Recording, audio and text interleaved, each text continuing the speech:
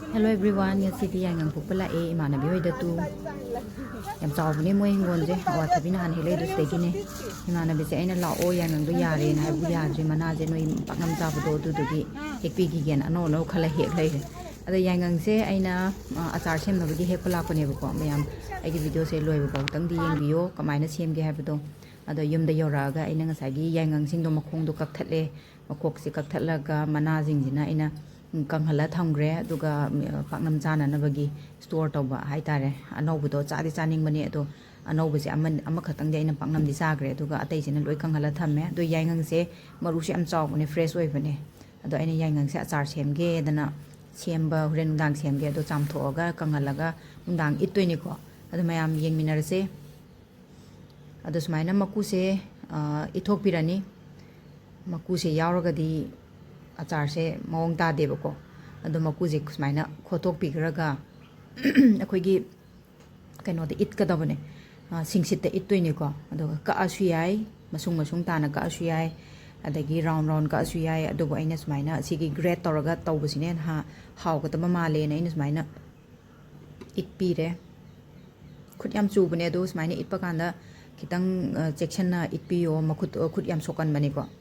ado achar gi masala sem ba hujarage ma'am sida gun maru koi kali mirch to happy re shop khara hape jira khara hape dagi hangam maru khara hape ado roasted to birani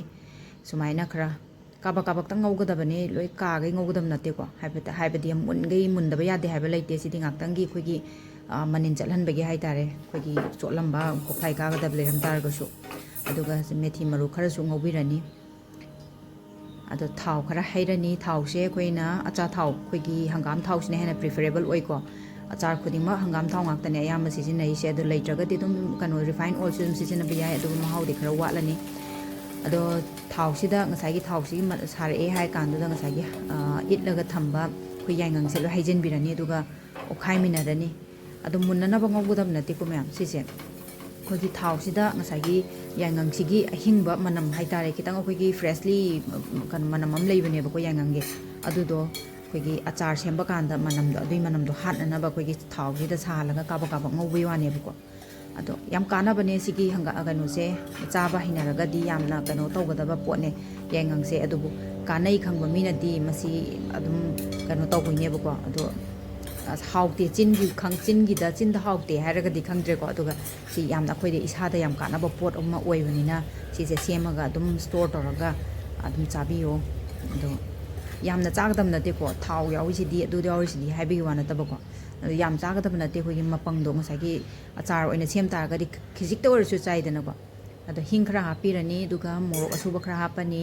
adu morok asuba se makhal ani hape aina red chili powder aduga khoi ni yum da takjaba duga ado methi maru khara hapjan birani ngasai gi roasted to bu methi maru do madi grind to roi ko aduga ngasai gi masla to bu do khoina ngau bu do adu kitang kaba kak takhai biraga khoi gi kitang grind to biraga powder sa gai tak puna to ko adu do hapjan birani aduga pulak okhai minarani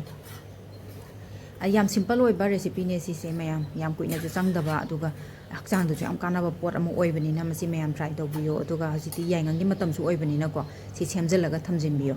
aduga thum khara hapjin birani chanabagi changda hapiro aduga okhai minarani ado phajana okhai re tot khai re hai kan da khoina kana tawdoine si mai pra leidhagra bani ko mai je pura mu thatlabani aduga okhai mina be wani mai thadrabani se aduga khoina glass jar am lobirani achar thamba sida bu khoi gi likli da hapnei ko do likli gi kanu sida hapaga di hena nungai bani aduga patthaba jo sine hen bane ko plastic ta hapadi manam khara dum chen bane ba adu sumai hapchen birani aduga khoi gi kanu se pum dharaktana ba haitare khoi gi freshly dum achar je fresh oina thamna na bagi damak ta khoina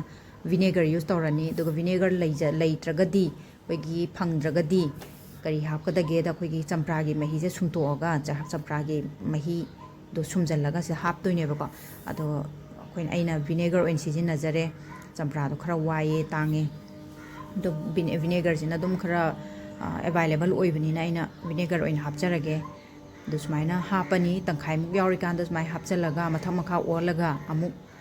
khara lem hori badong mathak ta hapa gong vinegar haptine ko do sumaina mathak makha on taraga ding sai gi makha da lerami ba pot da su ngai gi vinegar je dum changani dana ado sumaina mathak makha on biraga ꯍꯥꯞꯆꯟꯕꯤꯔꯅꯤ ꯑꯗꯨꯒ ꯂꯦꯝꯍꯧꯔꯤꯕꯁꯦ ꯑꯃꯨꯛ ꯍꯥꯞꯆꯟꯖꯔꯒꯦ ꯑꯗꯣ ꯁꯤꯒꯤꯁꯤꯗ ꯑꯃꯨꯛ ꯈꯔ ꯍꯥꯞꯀꯗꯕꯅꯦ ꯑꯗꯣ ꯃꯌꯥꯝ ꯚꯤꯗꯤꯑꯣꯁꯦ subscribe ꯇꯧꯕꯤꯔꯝꯃꯣ ꯑꯩꯗꯤ ꯚꯤꯗꯤꯑꯣꯁꯦ ꯁꯕꯁꯀ꯭ꯔꯥꯏꯕ ꯑꯝꯇ ꯇꯧꯕꯤꯔꯛꯇꯕ ꯃꯥꯜꯂꯦ ꯌꯥꯝꯗꯦꯕꯀꯣ ꯑꯗꯨꯒ ꯀꯃꯦꯟ ꯇꯧꯕꯤꯔꯛꯑꯣ ꯁꯤꯌꯔ ꯇꯧꯕꯤꯔꯛꯑꯣ ꯂꯥꯏꯛ ꯇꯧꯕꯤꯌꯣ ꯑꯗꯣ ꯃꯌꯥꯝꯅ ꯀꯩꯅꯣ ꯍꯥꯎꯅꯤ ꯍꯥꯎꯔꯣꯏ ꯅꯠꯇ꯭ꯔꯒ ꯀꯔꯤ ꯋꯥꯠꯂꯤ ꯍꯥꯏꯕꯗꯣ ꯁꯨꯃꯥꯏꯅ ꯁꯦꯝꯃꯒꯗꯤ ꯐꯖꯅꯤ ꯁꯨꯃꯥꯏꯅ ꯆꯝꯃꯒꯗꯤ ꯍꯥꯎꯅꯤ ꯍꯥꯏꯕꯗꯣ ꯃꯌꯥꯝꯅ ꯑꯗꯨꯝ ꯀꯃꯦꯟ ꯃꯦꯟꯁꯟ ꯇꯧꯕꯤꯔꯝꯃꯣ thank you four washing my video